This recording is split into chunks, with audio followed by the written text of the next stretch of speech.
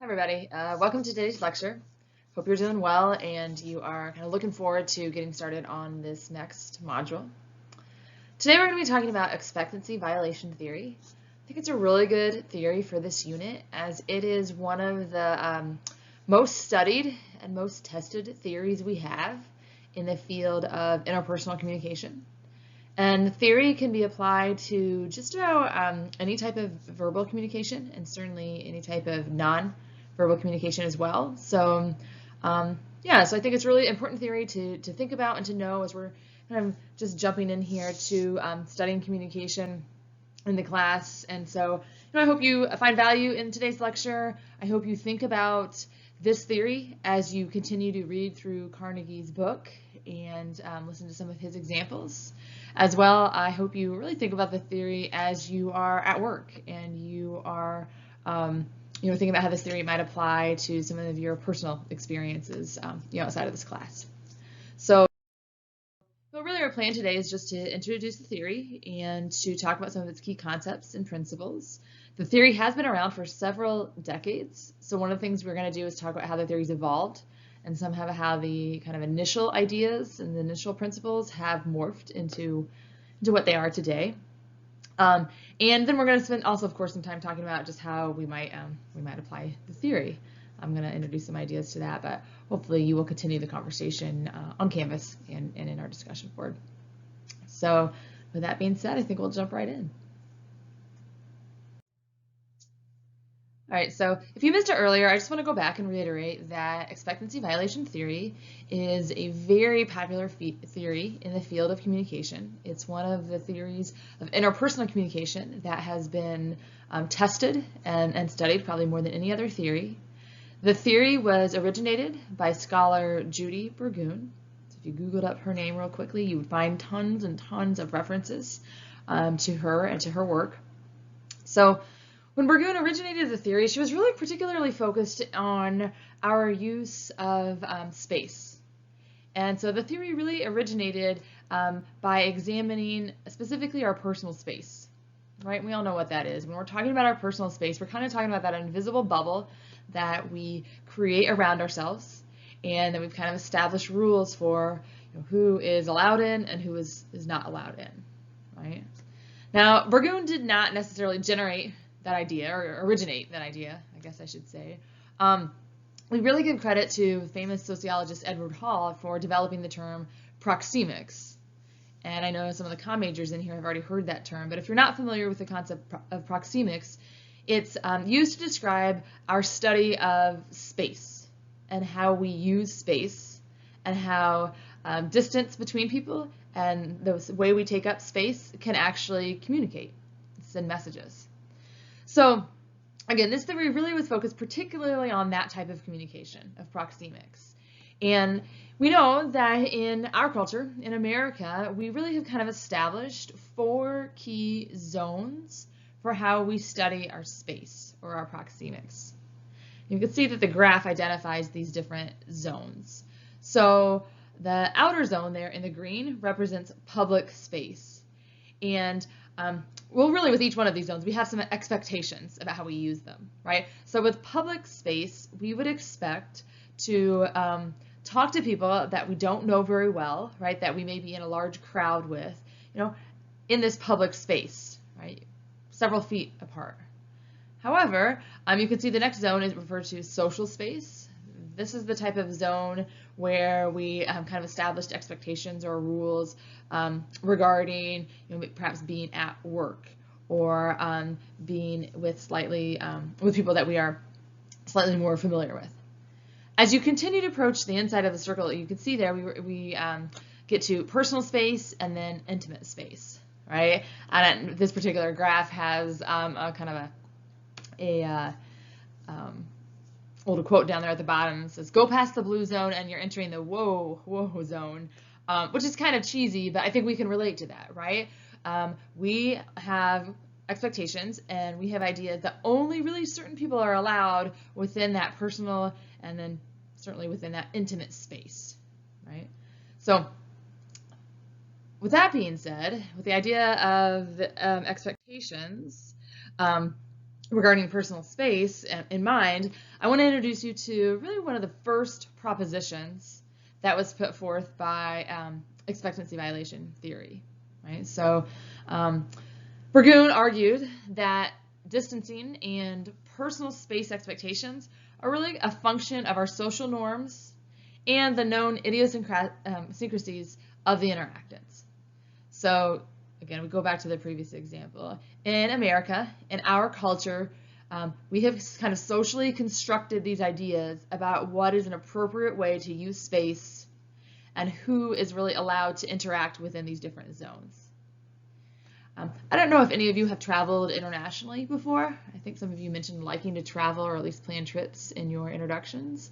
Or perhaps you have been in classes or been at work with individuals who are from other cultures, and you've probably noticed when you interact with individuals who are not necessarily from the United States that they may have very different rules or expectations regarding how to use space, right? Several European countries talk much closer and allow people to be closer within personal space than what we would expect, right, in American culture. So yeah, proposition 1 of the theory really helps us to figure out, well, where do these kind of rules or expectations come from, right? But another way to think about it is that within your own everyday lives, perhaps within your organization or within your family or within your romantic relationship, you also create expectations for how to interact, whether that's how to use space or other types of interaction rules, right? In fact, I had kind of a funny example yesterday. So as a department, my colleagues and I had our department meeting, and we actually wound up conducting the meeting virtually. Over the past year or two, we've kind of sometimes met in person, sometimes met online, and we just decided that this month it made sense to go ahead and meet virtually. So it may not come as a shocker to you, but when a Department of Communication faculty meets virtually, we have kind of established the rules that when you log on both with your video and your audio, and you participate that way. And so we can all actually see each other as we interact, even though we're all in our own homes and offices. So that's a rule or an expectation that we have established. And in fact, it was really interesting last night. We had one of our colleagues who was actually in the car and she was traveling. And right off the bat, she made sure to point out why her camera was turned off. Right? She felt the need to explain why she wasn't displaying her video. Right? She was kind of violating this expectation or this norm that we had set up, and she felt like she needed to explain why that was. Now, on the other hand, I mentioned this as an interesting example because my husband is an engineer. His name is Wes, and I'll probably talk about him throughout the semester, so I'll go ahead and tell you that. So Wes works for an engineering company, and it might not shock you, but the engineers handle virtual meetings very differently than communication professors. And so throughout the whole course of this pandemic, Wes has spent tons and tons of time working from home and tons of time on business calls, right? Probably most of you can relate to that. So the majority of his day is spent on calls. However, in his organization, they have a very strict norm or expectation that when you log on virtually to your meeting, you do not use video. No one uses video. And in fact, if he logged on with video, it would be kind of like my colleague had to do the other day. He would have to explain what he was doing. People would perceive that as a real violation of their norm. Okay, so I think you get the gist here, right? But I do encourage you to think about some of the expectations that you have set within your organizations or your workplaces regarding the use of personal space and the use of distancing, as well as other communication behaviors that may be going on. Okay, so we got the idea of this kind of original proposition. So let's move on to unpack some key concepts here. So at this point, I've used the word expectation quite a bit, right? But I want to go ahead and make sure you have a really explicit definition of what I mean by that, right? Expectations are these enduring cognitions about the behavior anticipated of others, right? And so again, I think we can understand that concept, but it's important to really be able to verbalize that, right? We have expectations about personal space, as I've just discussed, but I do want to point out that although that's how the theory originated, The focus was primarily on how we use our proxemics. The theory has really evolved since then. And although that was still part of the theory has gone on to look at all different types of expectations regarding other communication behaviors as well. Because we don't just establish ideas about how we anticipate people using their space, we also have established ideas about how we anticipate people send emails, or how people introduce themselves during an interview, or how people act during a business meeting. Right? So I want to point that out. Right? The theory originated looking at personal space and proxemics, but has evolved to look at a wide range of other nonverbal as well as verbal behaviors.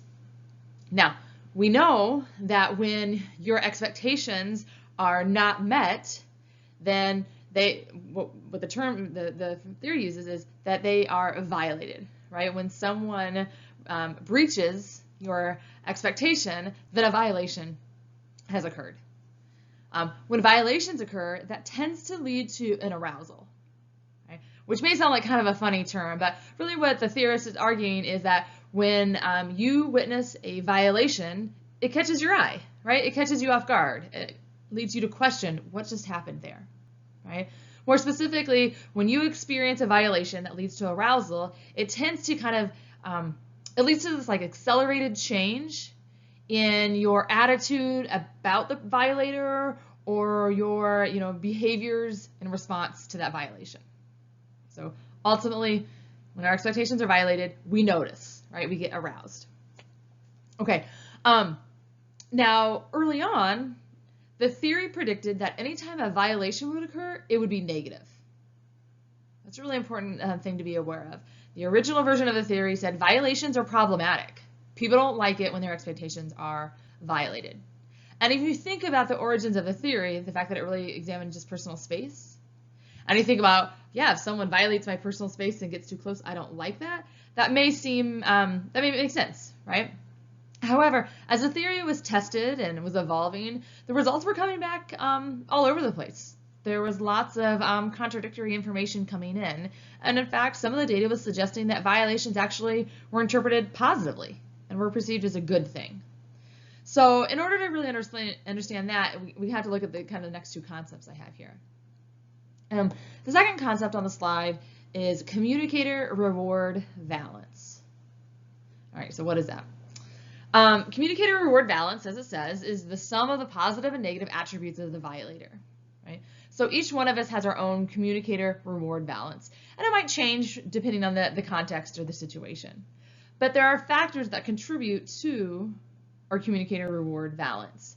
You might be thinking about what some of those things might be, right? In an organizational setting, of course, things that are going to increase your communicator reward balance are going to be things like your status in the company, your title, right? The amount of power you hold. People in positions of power, people with higher status, they have more communicator reward balance.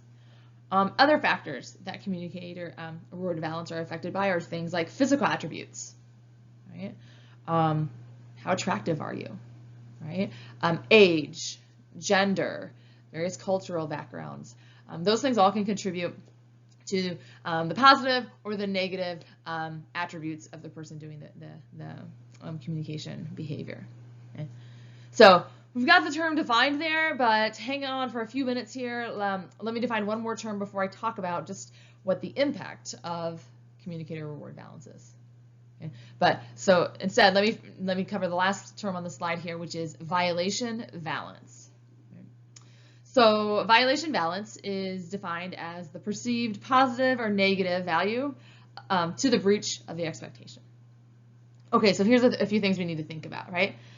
I think we can argue that some violations, it's very clear whether it's a positive or negative thing, right? There are just outright some violations that are pretty universally accepted as bad or negative. If we're sitting down in a meeting and you reach out and poke me in the eye, it's hard to think of a situation where we might interpret that violation as positive, right? Or you slap me in the face, right? Or even something like the nonverbal cues people use to signal disinterest, right? Crossing one's arms, avoiding eye contact, turning one's body.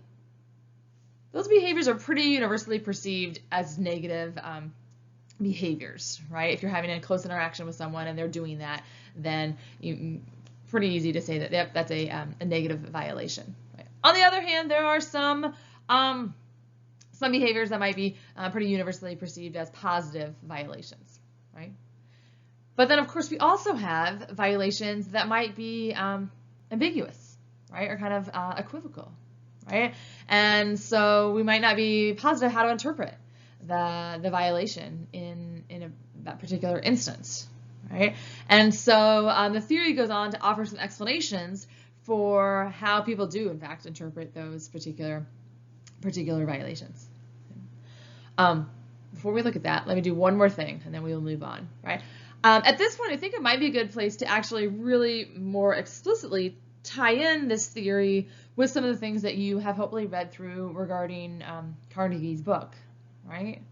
So right now you are reading the second section of How to Win Friends and Influence People, and in this section, Carnegie's offering a wide variety of actions that you can do to be liked and to be influential. And so a couple stories stand out to me, right? So one of the stories is about the New York City cab driver, right? And if you'll recall, when he's telling that story, he's talking about an individual who drove a cab in the same way that everybody else did for several years, and then had kind of a light bulb moment and decided to really change up his style, right? We're getting the story from the point of view of one of his writers, and she describes when he pulls up, he has a spotless car inside and out.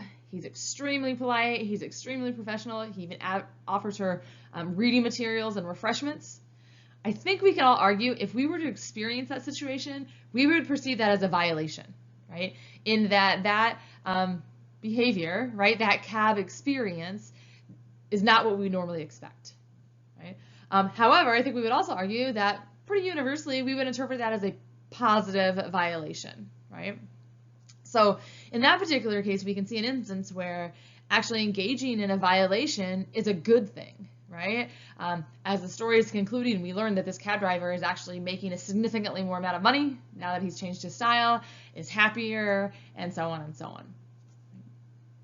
I think some of the other examples that Carnegie offers are also instances where changing our behavior in a way that actually creates a violation of expectations for others actually can be quite positive.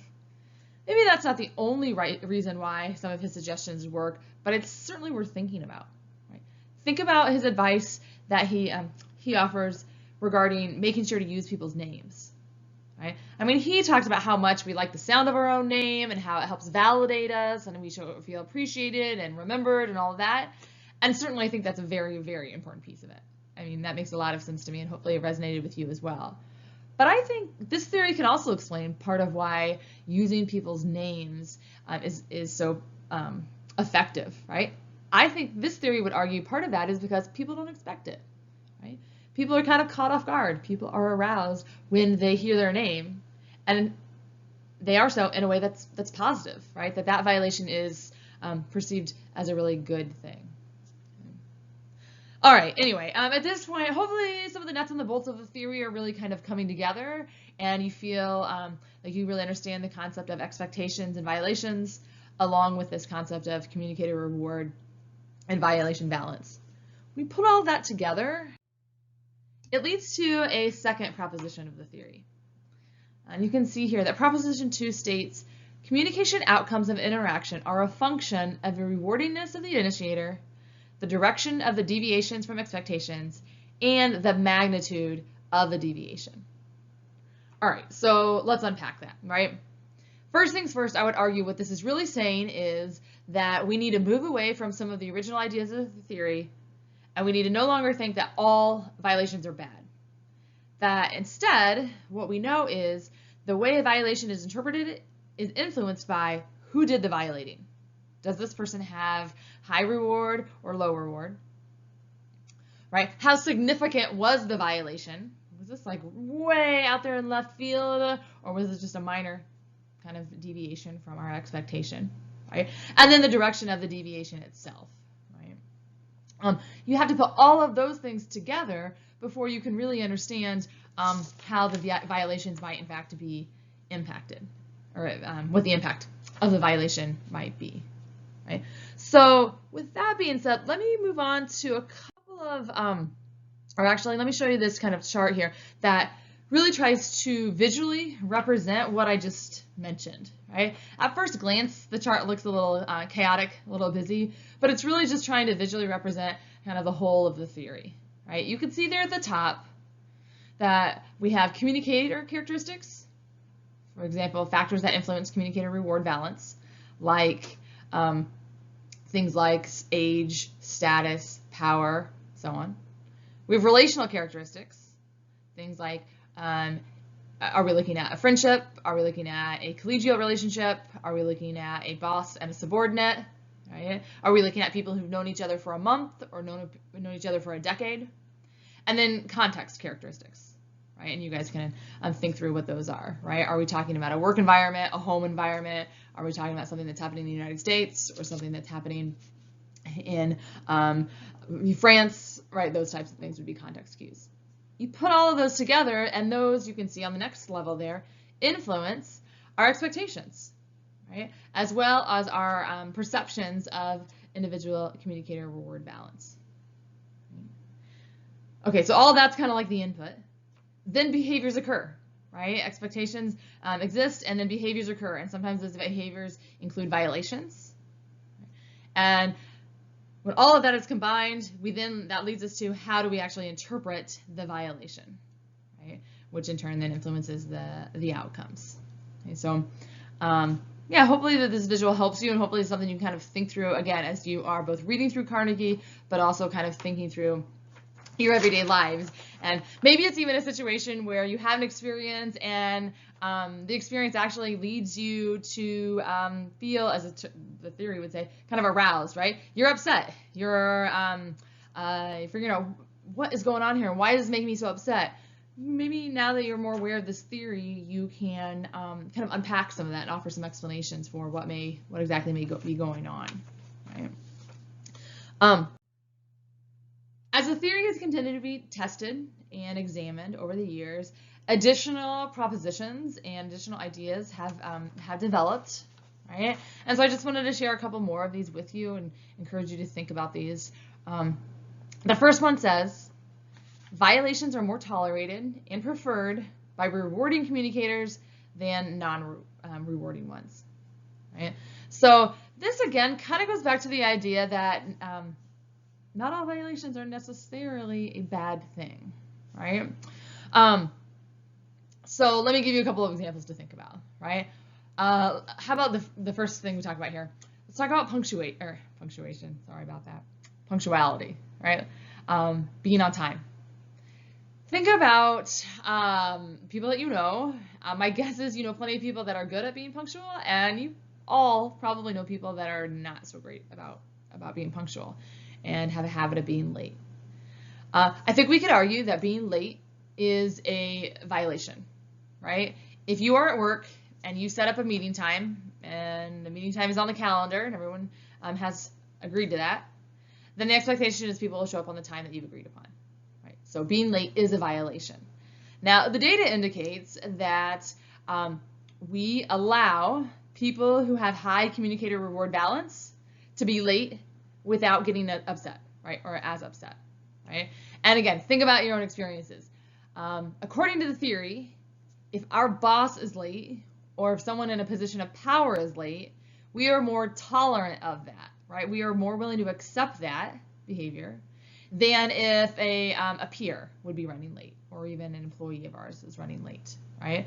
Because the boss has more communicator reward balance, right, versus the peer or the subordinate, right? So that's kind of one illustration of that. Let me give you maybe a few additional things to think about, right?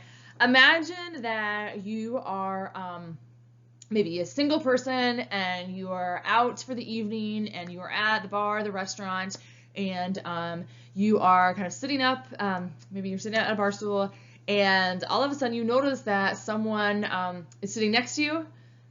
I think our expectation usually, think back to the conversation regarding personal space.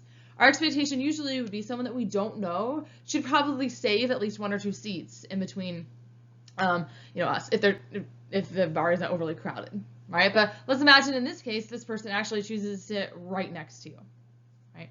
Now, if this person is someone that you find particularly unattractive for whatever reason, and in other words, using the theory's language, you find this person to have low communicator reward balance, you are likely going to perceive that violation as an invasion of your personal space and negative.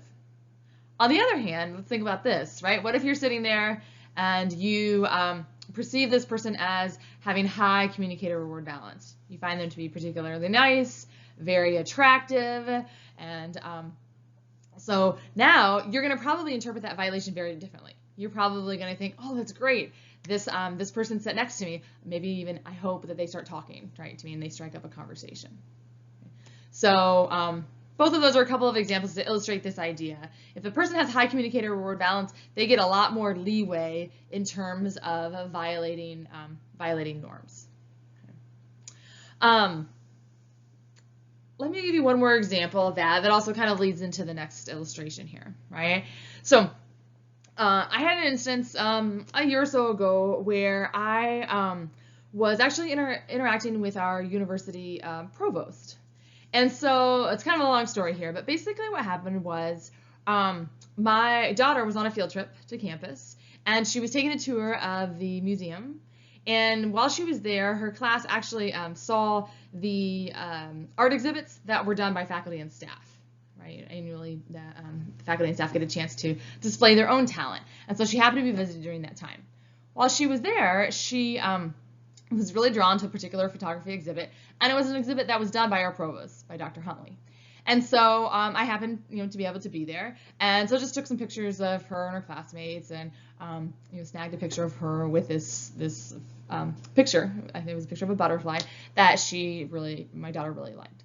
So anyway, after the field trip was over, I was looking through my pictures, and I thought, you know what? I think that Dr. Huntley might appreciate knowing that this class really enjoyed her photography. So I sent off the picture, right? Dr. Huntley responded and said thanks. I think she did appreciate knowing that people liked her photography. And then it was like, oh, you forgot to mention which one of the girls in the picture was your daughter. And so I wrote back, and I kind of debated whether I should do this or not, but I actually just made a joke with her, right? She's technically kind of my boss. She's certainly in a position of high power. So I thought, this might be a joke that I would normally reserve for someone that I was good friends with, but I thought, according to EVT, I think Dr. Huntley perceives me as a hard worker, as a good steward of the university, as a tenured faculty member that makes lots of contributions, right? So she has a relatively positive view of me. So actually violating a norm in a way that makes this joke that I might normally make with a friend, more so than a boss, might actually be perceived positively. So I thought, why not? I wrote back to the question, who's your daughter? I said, she's the one in the green shirt, right? So it's just a joke because all the kids had green shirts on, right?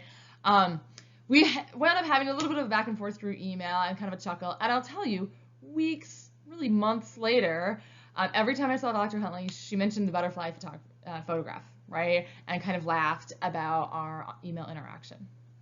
All right, so anyway, like I said, that was a little bit of a long story here, but hopefully what it pointed out was that you really can, I think strategically about ways to both follow expectations and norms, but also consider potential violations of expectations of norms.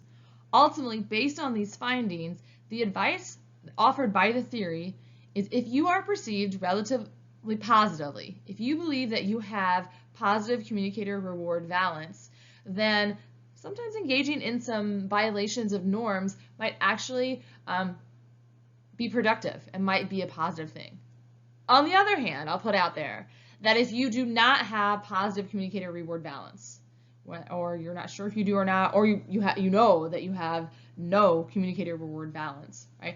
Then your best bet is to stay within societal norms and to stay within expectations, because if you do not have a communicator reward balance and you wind up violating norms, right? You show up late, you send emails that are much too informal, you dress unprofessionally, Another big one is you communicate in a way that's aggressive.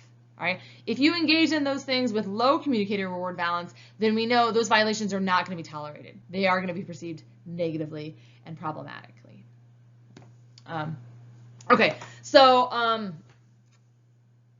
yeah, hopefully those examples get you thinking again, and not only about the reading that you're doing, but as well as kind of your personal experiences. The final thing I have on this slide is another recent finding that suggests, again, sometimes violations are ambiguous, right? In that case, when violations are ambiguous or when they have multiple meanings, the interpretation of those violations really is based on the communicator reward balance. On the other hand, when the violations are pretty universally agreed upon, then the reward balance doesn't have much of an impact, right? So essentially, if we unpack that, what that's saying is even if you have high communicator reward balance, right, even if you know that you are perceived positively, engaging in a pretty universally accepted negative behavior, negative violation, is still going to be interpreted negatively in a bad way, right?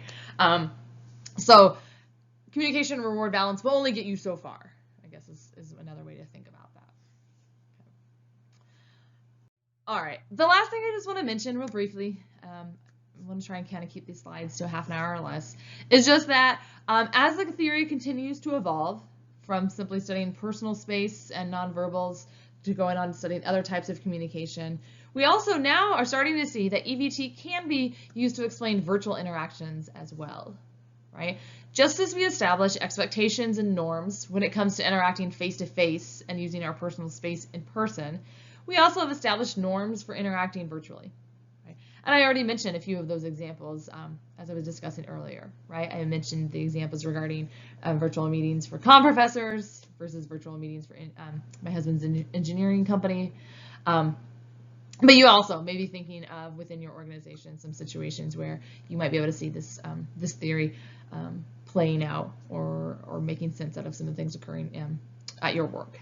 So at this point, I think what I'll do is kind of wrap up the lecture. If you have any questions or concerns about your understanding of expectation violation theory, please don't hesitate to reach out, send me an email.